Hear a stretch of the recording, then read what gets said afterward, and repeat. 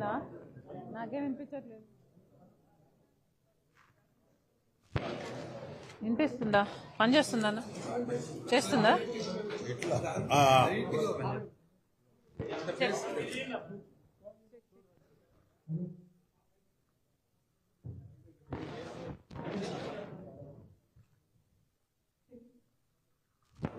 మరీ ఎక్కువ ఉందన్న. చెక్ మరీ ఎక్కువ లేదా? యాక్చువల్లీ ఇక్కడ పెట్టుకుంటే కుదరదా?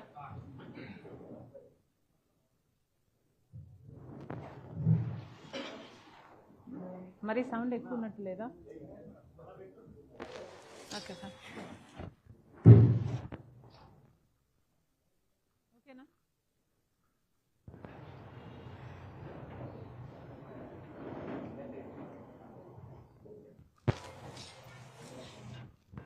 ఓకే,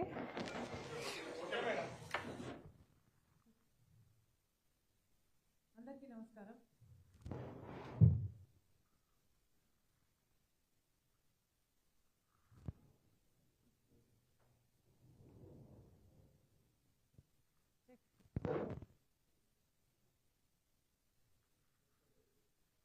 అందరికీ నమస్కారం. Okay,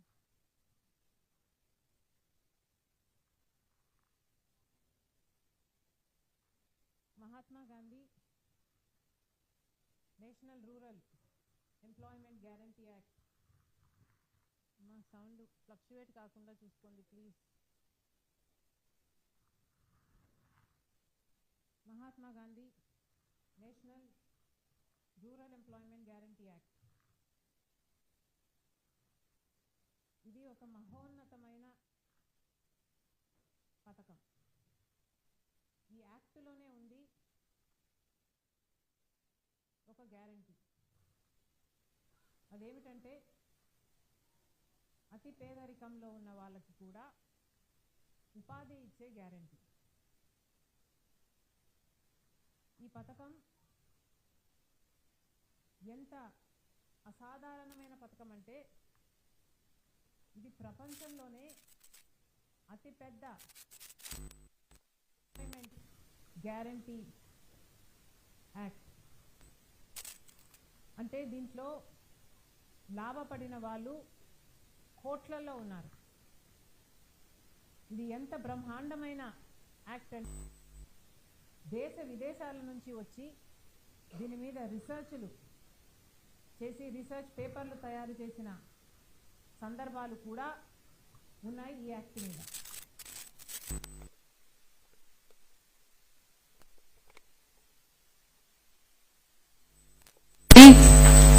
national rural employment guarantee act.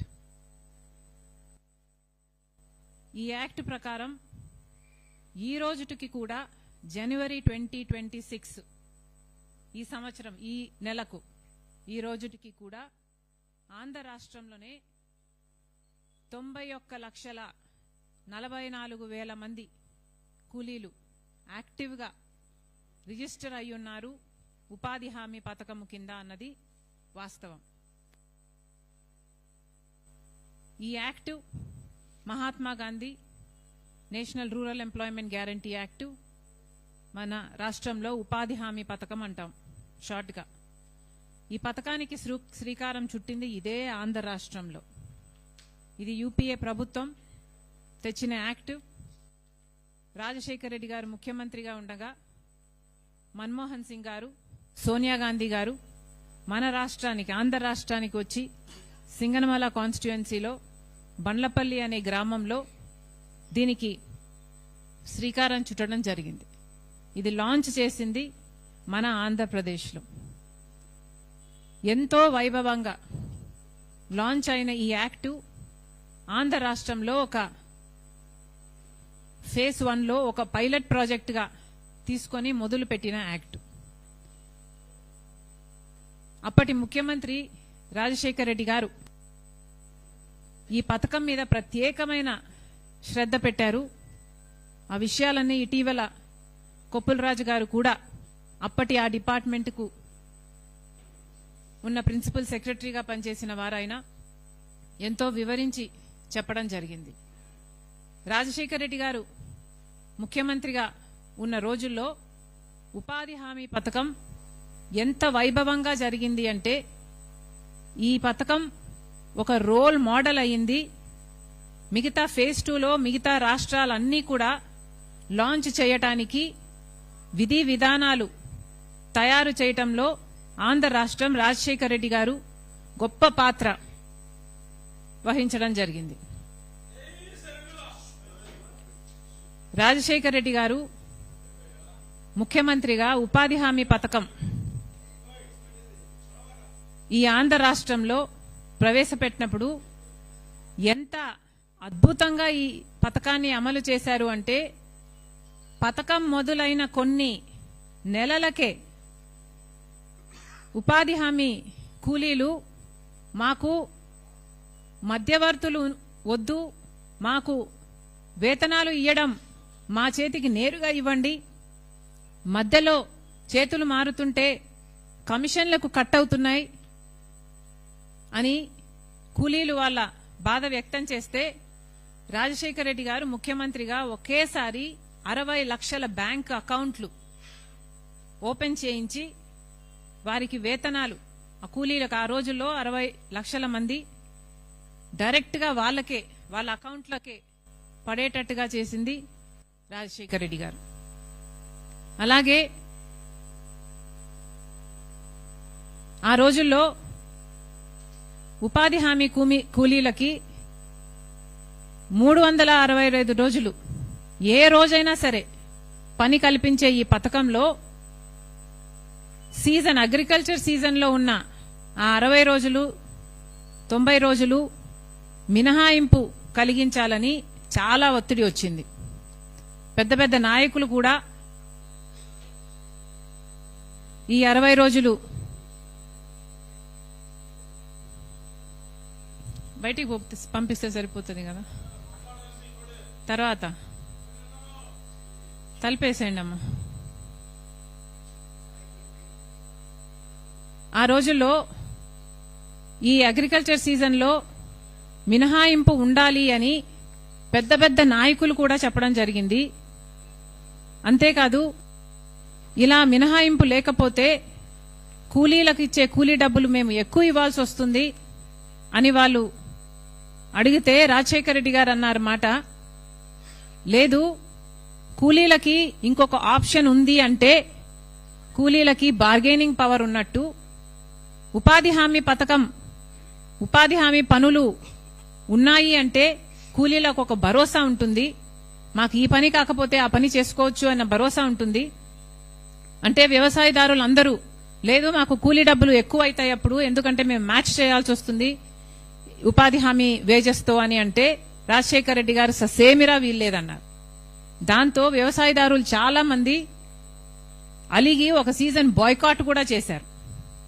చేసినా రాజశేఖర రెడ్డి గారు లొంగలేదు. ఎట్లయినా సరే బార్గెనింగ్ పవర్ కూలీల చేతుల్లో ఉండాల్సిందే అని 60 రోజులు అగ్రికల్చర్ సీజన్లో మినహాయింపు ఇవ్వలేదు రాజశేఖర రెడ్డి గారు. అదే ఒక విధి విధానంగా మారింది మన్రేగా యాక్ట్ ఉపాధి హామీ స్కీమ్లో.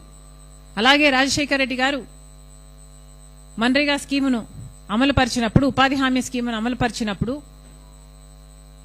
సోషల్ ఆడిట్ అంటే ఈ స్కీము బాగా జరుగుతుందా లేదా అన్నది ఫీల్డ్ ఆఫీసర్లు సరిగా చేస్తున్నారా లేదా అన్న విషయం బయట ఎవరో వచ్చి ఆడిట్ చేయటం కాదు, కార్మికులే అంటే కూలీలే, ఏ గ్రామానికి సంబంధించిన కూలీలే ఆడిట్ చేసుకోగలగాలి.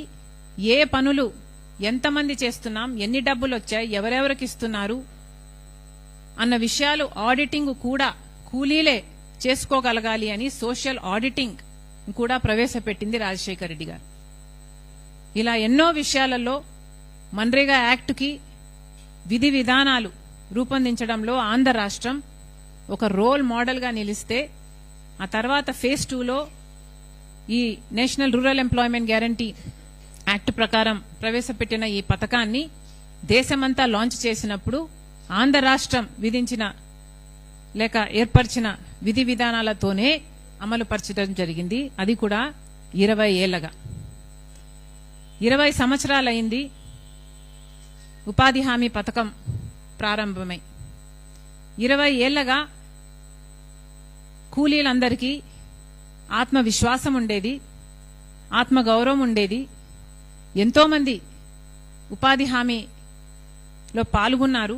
మన దేశంలో అయితే కోట్ల మంది ఉన్నారు. ఇంతమంది వాళ్ళ జీవితాలను మెరుగుపరుచుకోగలిగారు, వాళ్ళ బిడ్డలను చదివించుకోగలిగారు. వాళ్ళకి బయింగ్ పవర్ పెరిగింది, విలేజెస్లో ఎకనామిక్ యాక్టివిటీ పెరిగింది. ఇలా ఎన్నో విధాలుగా ఉపాధి హామీ పేద ప్రజలకు, పేద కూలీలకు ఒక ఆసరాగా నిలబడింది. కానీ బీజేపీ ప్రభుత్వం పుట్టిందే సర్వనాశనం చేయటానికి, కాబట్టి ఈ పథకాన్ని కూడా నాశనం చేయటానికి పూనుకున్నారు.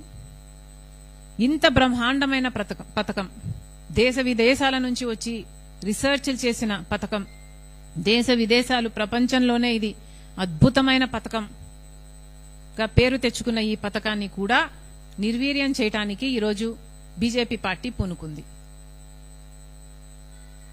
అందుకే ఈ పథకానికి ఆల్టర్నేటివ్ గా విబి గ్రామ్జీ అని ఇంకో పథకాన్ని ప్రవేశపెడుతున్నాము అని కేంద్రం మొన్న ప్రకటించి ఒక యాక్ట్ని తీసుకురావడం జరిగింది. మొట్టమొదటిగానే రావడంతోనే మహాత్మా గాంధీ పేరుని ఈ యాక్ట్లో నుంచి తొలగించడం జరిగింది. మహాత్మా గాంధీ గారు ఎవరండి? మహాత్మా గాంధీ గారు మన రాష్ట్రానికి, మన దేశానికి స్వాతంత్రం తెచ్చిన వాళ్ళు. గ్రామ స్వరాజ్యం ఉంటేనే దేశం బాగుపడుతుంది అని చెప్పిన వాళ్ళు. డీసెంట్రలైజేషన్ ఆఫ్ పవర్ ని అడ్వకేట్ చేసిన వాళ్ళు. కాబట్టే ఈ రోజుటికి కూడా మన గ్రామాలలో అంతో ఇంతో పవర్ మిగులుంది.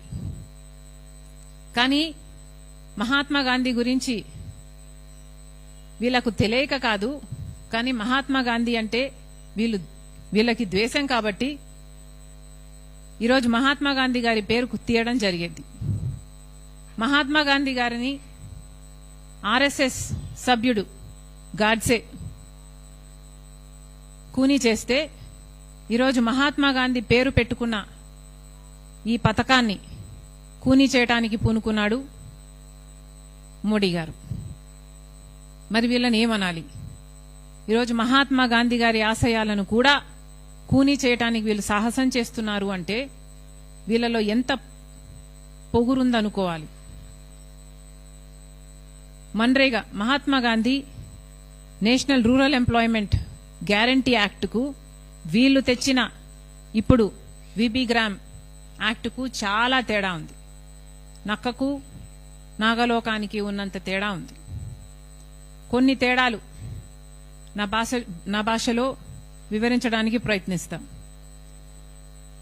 మొదటి తేడా, మన్రేగా అన్నది డిమాండ్ ఆధారంగా పనిచేసింది. అంటే ఏ గ్రామస్తుడైనా వాళ్ళ గ్రామ పంచాయతీకి వెళ్లి 15 రోజుల్లోగా పని కావాలి అని హక్కుగా అడగొచ్చు. 15 రోజుల్లో ఆ కుటుంబానికో లేకపోతే ఆ కూలీకో పని కల్పించాల్సిన బాధ్యత యంత్రాంగానికి ఉంది. అంటే మొట్టమొదటిగా డిమాండ్ బేస్డ్ హక్కుగా, గ్యారంటీగా ఉంది మన్రేగాలో. కానీ ఇప్పుడు మోడీ గారి విబి గ్రామ్ ప్రకారము ఇది డిమాండ్ బేస్డ్ గా ఉండబోదు, ఇది నోటిఫైడ్ పద్ధతిలో పని ఇవ్వటం జరుగుతుంది. అంటే ఏ గ్రామంలో ఈ పథకం అమలు కావాలి అన్నది కేంద్ర ప్రభుత్వం నిర్ణయిస్తుంది.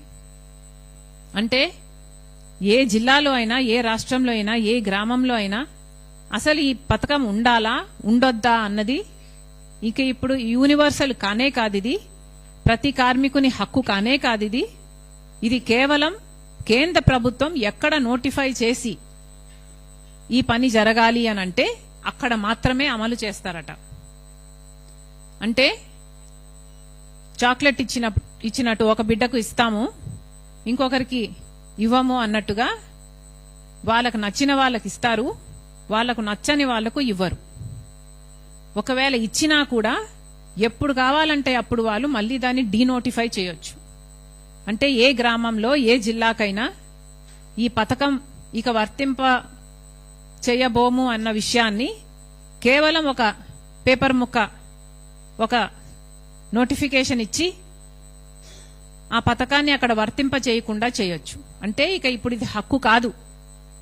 ఎవరే గాని 15 రోజుల్లో మాకు పని కల్పించాలి అన్న హక్కుని లాగేసుకుంటున్నారు. ఇక కూలీలంతా పని లేక మాకు పని కావాలి అనుకున్నప్పుడల్లా ఎవరు ఏ పని ఇస్తే ఆ పని చేసుకోవాలి, ఎవరు ఎంత కూలీ ఇస్తే ఆ కూలీ తీసుకోవాలి. మినిమం వేజ్ అంటూ ఉండదు, వారికి పని చేసుకునే హక్కు అంటూ ఇక ఉండబోదు. రెండో తేడా, సంవత్సరానికి 100 రోజులు మన్రేగాలో పని కల్పించాల్సింది. ఇది హక్కుగా, ప్రతి కూలీకి హక్కుగా 100 రోజులు పాటు పని కల్పించాలి అన్నది యాక్ట్ చెప్తుంది మన్రేగాలో. కానీ ఇప్పుడు వీళ్ళు చేస్తున్న ఈ కొత్త యాక్టులో 125 రోజులు ఇస్తాం మేము పని అంటున్నారు. కానీ ఇక్కడ 125 రోజులు ఇస్తాము అని వీళ్ళు చేస్తున్నది ఒక మాయ. ఎందుకంటున్నాము అంటే ఇప్పుడు మన్రేగా పథకంలో 100 రోజులు అని యాక్ట్ చెప్తున్నా కూడా గత సంవత్సరంలో ఆంధ్ర రాష్ట్రంలోనే తీసుకుంటే కేవలం 52 రోజులు మాత్రమే యావరేజ్ మీద పని కల్పించడం జరిగింది ఏ కూలీకైనా. అంటే చంద్రబాబు గారి ప్రభుత్వంలో కేవలం 100 రోజులు ఎక్కడా ఇవ్వలేదు. యావరేజ్ మీద కేవలం 52 రోజులు మాత్రమే పని కల్పించడం జరిగింది. ఇక వీళ్ళు చెప్తారు 125 రోజులు ఇస్తారట. వీళ్ళు 100 రోజులు కూడా కల్పించని వాళ్ళు, 100 రోజులు కూడా పని కల్పించని వాళ్ళు 125 రోజులు కల్పిస్తాము అని చెప్తే నమ్మటానికి ప్రజలేమన్నా వెరివాళ్ళలా కనిపిస్తున్నారా?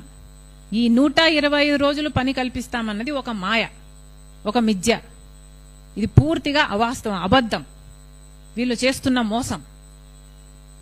అంతేకాదు మన్రేగాలో 360 రోజుల్లో ఏ ఒక్క రోజైనా పని అడగొచ్చు, అది హక్కుగా అడగొచ్చు. ఏ కూలీ అయినా తన గ్రామ పంచాయతీ దగ్గరికి వెళ్లి హక్కుగా అడగొచ్చు. కానీ ఇప్పుడు ఈ కొత్త పథకంలో 60 రోజుల పాటు, అగ్రికల్చర్ సీజన్లో 60 రోజుల పాటు పని కల్పించబోరు. అంటే 60 రోజుల పాటు పని ఉండదు. అంటే మళ్లీ కూలీలు వ్యవసాయదారుల చేతి కింద వాళ్ళిచ్చిన కూలీకే పని చేయాలి. వాళ్ళు పని ఇస్తే తీసుకోవాలి, వాళ్ళు ఎంత ఇస్తే అంత కూలీ తీసుకోవాలి. వాళ్ళకి ఇంకొక ఆప్షన్ ఉండదు, వాళ్లకు బార్గెనింగ్ పవర్ ఉండబోదు. ఇంకొక ఆప్షన్ ఉంది అంటే ఈ కూలీ నాకు వస్తాడా రాడా అన్న భయం వ్యవసాయదానికి ఉంటే కనీసం అక్కడ మ్యాచ్ చేసైనా కూలీ ఇచ్చే అవకాశం ఉంది. కానీ అక్కడ పనే లేదనుకుంటే, ఇక బార్గెనింగ్ పవరే లేదనుకుంటే, ఇక కూలీ కేవలం ఆ వ్యవసాయదారుని కృప కింద బ్రతకాల్సిందే. ఇది ఈ కొత్త యాక్ట్ తెస్తున్న విధానం. డిఫరెన్స్ నంబర్ 3, ఇంతకుముందు మన్రేగా యాక్టులో గ్రామ పంచాయత్, గ్రామ సభల ద్వారా గ్రామస్తులను సంప్రదించి ఆ గ్రామంలో ఏం పనులు చేయాలి అన్నది, ఉపాధి హామీ కింద ఏ పనులు చేయాలి అన్నది ఆ గ్రామంలోనే గ్రామ సభల ద్వారా పంచాయతీ నిర్ణయించేది. అంటే ఆ గ్రామంలో రోడ్లు కావాలా, వాళ్లకు బావులు కావాలా, లేక పుడికలు తీయాలా, లేక ఇంకేదైనా తవ్వుకోవాలా, లేకపోతే ఏదైనా చేసుకోవాలా అన్నది ఆ గ్రామానికి సంబంధించిన వాళ్ళు డిసైడ్ చేసేవాళ్ళు. అంటే ఇది కేవలం గ్రామం డెవలప్ చేసుకోవడానికి, రూరల్ డెవలప్మెంట్ కోసం, విలేజ్ డెవలప్మెంట్ కోసం ఈ పథకం ఇంతకుముందు ఇప్పటి వరకు వర్తింపజేసేవాళ్ళు. మన్రేగా పథకం రూరల్ డెవలప్మెంట్ కోసం, రూరల్ ఎంప్లాయ్మెంట్ క్రియేట్ చేసే పథకం. కానీ ఇప్పుడు మోడీ గారి కొత్త విబి గ్రామ్ పథకం ప్రకారం అయితే ఇక గ్రామ పంచాయతీలు డిసైడ్ చేయవు. ఉపాధి హామీ పనులు డిసైడ్ చేసేది ఎవరు అంటే కేంద్రం. కేంద్రము ఏ పనులు వీళ్ళు చేయాలి అన్నది కేంద్రం చెప్తుంది. అంటే కాంట్రాక్టర్లు, కేంద్రం కాంట్రాక్టర్లు చేసే ప్రాజెక్టులకు పనులిస్తే ఇక కాంట్రాక్టర్లు ఈ ఉపాధి హామీ కూలీలకు వేతనాలు ఇస్తారన్నమాట. అంటే ఈవెన్చువలీ ఆ కాంట్రాక్టర్ చేసే ప్రాజెక్టులకు కూలీలను సప్లై చేసే వ్యవస్థగా ఇది మారిపోతుంది. ఇందులో ఎవరి మేలుంది? కార్పొరేట్ల మేలుందా, ప్రాజెక్టులు చేసే వాళ్ళ మేలుందా, లేక గ్రామస్తుల మేలుందా? గ్రామ స్వరాజ్యం అంటే ఏమిటి? డీసెంట్రలైజేషన్ ఆఫ్ పవర్ అంటే ఏమిటి? వీటికి ఏమైనా అర్థం ఉందా? వీళ్ళకేమైనా ప్రజల పట్ల ప్రేముందా? కూలీల పట్ల, వాళ్ళ జీవితాల పట్ల ఏమైనా చిత్తశుద్ధి ఉందా? వాళ్ళ జీవితాల్లో ఇది ఆడుకోవడం కాదా? పాయింట్ నంబర్ 4, మన్రేగా పథకం కింద 60% ఇప్పుడు కేంద్రం పెట్టుకుంటుందంట, 40% రాష్ట్రాల మీద ఆర్థిక భారం పడబోతుందట.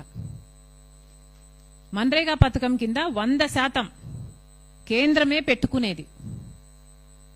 100% ఖర్చు మొత్తం కేంద్రమే పెట్టుకునేది. ఏదైనా మిషనరీ కాస్ట్ ఉంటే కూడా 75% కేంద్రమే పెట్టుకునేది. కానీ ఇప్పుడు వీళ్ళు తెచ్చిన విబి గ్రామ్ పథకం ప్రకారం అయితే 60% ఆఫ్ ద టోటల్ కాస్ట్ కేంద్రం ఇస్తుందట, 40% రాష్ట్ర ప్రభుత్వాలే భరించాలట. అంటే రాష్ట్ర ప్రభుత్వాల మీద పడుతున్న భారం ఎంతో గమనించండి. ఇక్కడ ఇది కేవలం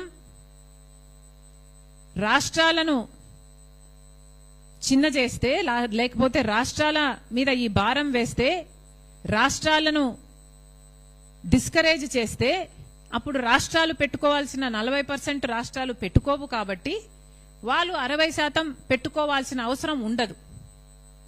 సో బేసిక్ గా ఈ పథకానికి ఇప్పటి వరకు సంవత్సరానికి 86,000 కోట్లు ఖర్చు చేస్తే అది మొత్తం మన్రేగాలో కేంద్ర ప్రభుత్వమే పెట్టుకునేది. కానీ ఇప్పుడు 60% మాత్రమే కేంద్ర ప్రభుత్వం పెట్టుకుంటుందట, 40% ఈ భారం రాష్ట్రాల మీద పడుతుందట. అంటే ఫర్ ఎగ్జాంపుల్ ఒక 500 రూపాయలు ఆంధ్ర రాష్ట్రం మీద మన్రేగాలో ఇది వరకు ఖర్చు పడితే, ఇప్పుడు విబి గ్రామ్ యాక్ట్ ప్రకారం ఉపాధి హామీ పథకం నడిపితే 5,000 కోట్ల ఖర్చు పడుతుంది. పెట్టుకుంటారా చంద్రబాబు గారు? పెట్టుకోగలరా ఆంధ్ర రాష్ట్రం? ఇది పెట్టుకోలేదు కాబట్టే చంద్రబాబు గారు ఇప్పటికే కేంద్రం దగ్గర ఉపాధి హామీ పథకం కోసం మాకు అదనంగా డబ్బులు ఇవ్వండి అని అడగడం మొదలు పెట్టారు. అయ్యా చంద్రబాబు గారు, విబి గ్రామ్ పథకానికి ఈ బిల్లుకు మీరు మద్దతు ఇవ్వడం ఎందుకు? మళ్ళీ 40% భారం రాష్ట్రం మీద పడింది అని మళ్ళీ డబ్బులు అడుక్కోవడం ఎందుకు? ఇది చాలా అన్యాయం. రాష్ట్ర బడ్జెట్, రాష్ట్ర ప్రజలు, స్టేట్ ట్రెజరీ, ఇది ఆంధ్ర రాష్ట్ర ప్రజల హక్కు, ప్రజల సొమ్ము. అలాంటిది ఇప్పుడు 40% భారం రాష్ట్రం మీద పడబోతుంది అంటే, రాష్ట్ర ప్రజల మీద పడబోతుంది అంటే, చంద్రబాబు గారు ఇది అనుమతించడం కూడా చాలా పెద్ద పాపం. This is not right. ఇంకొక తేడా ఏమిటంటే, మన్రేగా పథకం కింద హ్యూమన్ షిఫ్ట్, వర్క్ షిఫ్ట్ 7-8 గంటలో ఉండేది. కానీ ఇప్పుడు విబి గ్రామ్, మోడీ గారు విబి గ్రామ్ కొత్త యాక్ట్ ప్రకారం అయితే 12 గంటల పాటు మండుటి ఎండలో పని చేస్తేనే కూలీలు ఇస్తారట. ఇంకా చాలా తేడాలున్నాయి. సోషల్ ఆడిట్ ఉండదు, కాంట్రాక్టర్లను ఎవరు ఆడిట్ చేసే వాళ్ళు ఉండరు, కనీసం గ్రామస్తులైతే ఆడిట్ చేసుకునే వీలుండదు. అలాగే మినిమం వేజ్ గ్యారంటీ ఉండదు.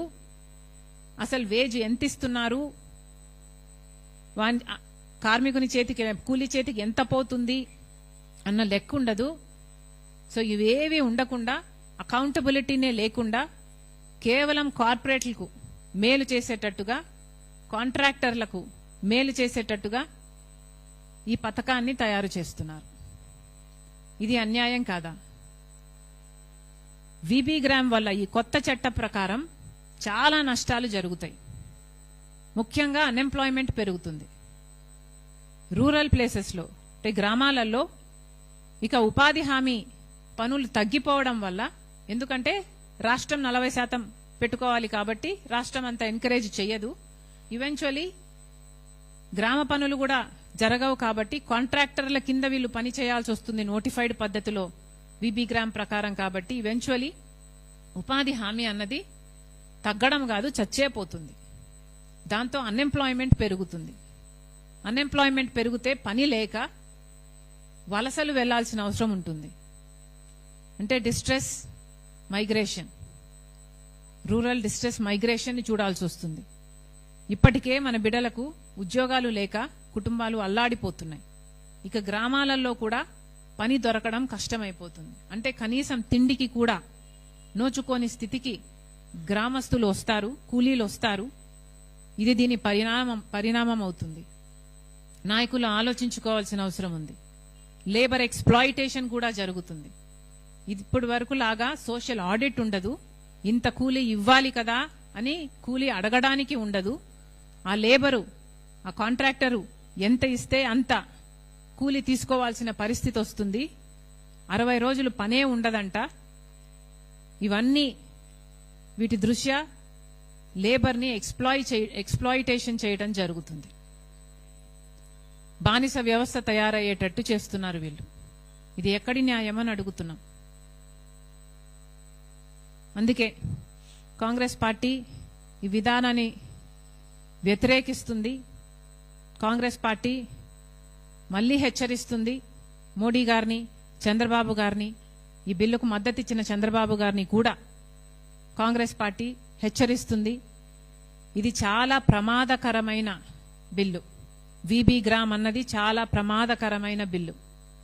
పేదవాడికి ఆసరాగా నిలబడిన MNREGA, Mahatma Gandhi national rural employment guarantee act ని మీరు ఖూనీ చేసి ఏదైతే మోడీ గారికి బానిసల్లాగా మారి ఈ కొత్త బిల్లుకి మీరు మద్దతు ఇచ్చారో, ఇది మన రూరల్ వ్యవస్థని, గ్రామ వ్యవస్థని ఖూనీ చేస్తుంది. ఎందుకంటే ఇప్పటి నుంచి గ్రామాలలో ఏ పవరు ఉండదు, వాళ్ళకు అధికారం ఉండదు, వాళ్లకు ప్రాధాన్యత ఉండదు. ఆ గ్రామాలలో ఏదైనా ఒక పని చేసుకోవాలంటే, ఒక బావి, ఒక రోడ్డు వేసుకోవాలంటే వాళ్లకు ఇప్పుడు మార్గమే ఉండదు. మీరు గ్రామాలను ఖూనీ చేస్తున్నారు, గ్రామస్తులను, కూలీలను ఖూనీ చేస్తున్నారు. ఇది భావ్యం కాదు, మళ్లీ ఆలోచించుకోవాలి. కాంగ్రెస్ పార్టీ ఈ కొత్త బిల్లుని పూర్తిగా వ్యతిరేకిస్తుంది. చంద్రబాబు గారు మద్దతు ఇవ్వడానికి కూడా పూర్తిగా ఖండిస్తుంది. కాంగ్రెస్ పార్టీ డిమాండ్ చేస్తుంది మన్రేగా స్కీమ్ని, మన్రేగాని యాక్ట్ని, Mahatma Gandhi national rural employment guarantee యాక్ట్ని మళ్లీ తిరిగి తీసుకురావాల్సిన అవసరం ఉంది.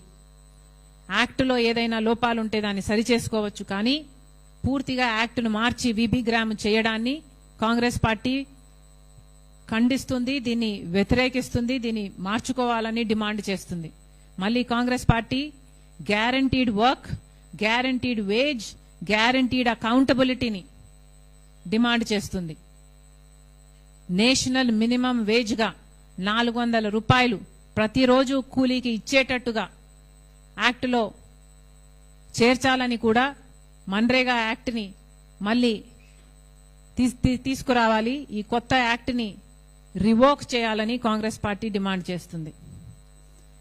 మన్రేగాని పక్కన పెట్టినందుకు గాను, మన్రేగాని తొలగిస్తున్నందుకు గాను కాంగ్రెస్ పార్టీ ఇప్పటికే రాహుల్ గాంధీ గారి నాయకత్వంలో పెద్ద ఎత్తున ఉద్యమం మొదలుపెట్టింది. ఆ ఉద్యమంని కొనసాగిస్తూ ఆంధ్ర రాష్ట్రంలో కూడా మేము ఒక యాత్రని తలంచాం. ఫిబ్రవరి 2వ తేదీకి 20 ఏళ్ళు అవుతుంది మన్రేగాని ప్రవేశపెట్టి. ఫిబ్రవరి 2వ తేదీన 20 ఏళ్ళు అవుతుంది.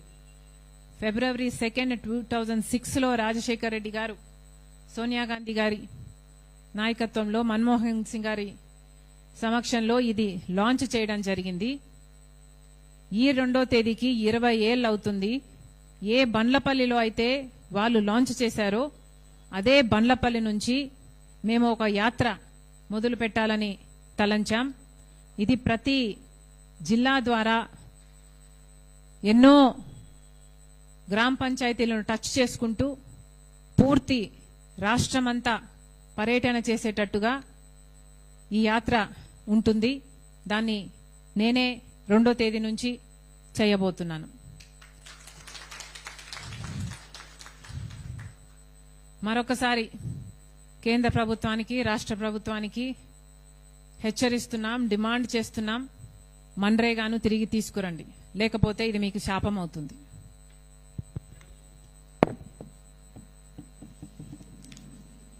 ఈ యాత్రకు సంబంధించి ఒక పోస్టర్ని లాంచ్ చేస్తున్నాం.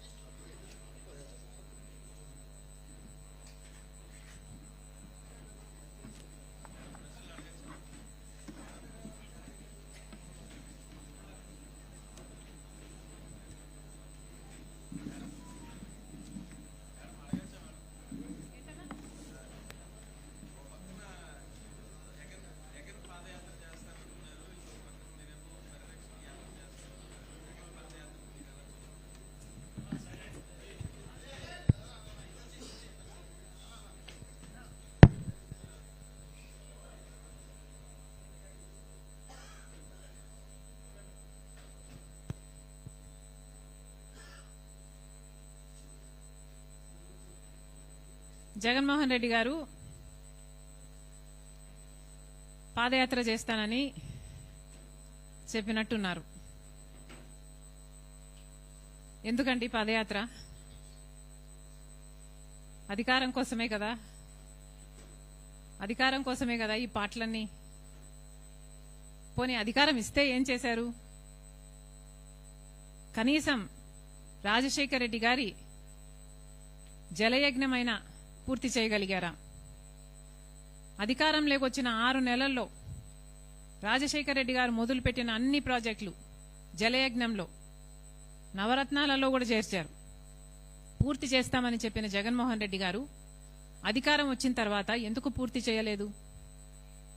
పూర్తి మద్యపాన నిషేధం అని చెప్పిన జగన్మోహన్ రెడ్డి గారు మరి కల్తీ మద్యంతో ఓన్లీ క్యాష్ పద్ధతుల్లో మద్యం మాఫియా చేయలేదా? అధికారం ఇస్తే ఏం చేశారు? ఋషికొండ వేల సంవత్సరాల తరబడి నిలబడ్డ కొండ జగన్మోహన్ రెడ్డి గారి అధికారంలోకి రాగానే ఏమైంది? బోడిగుండయింది.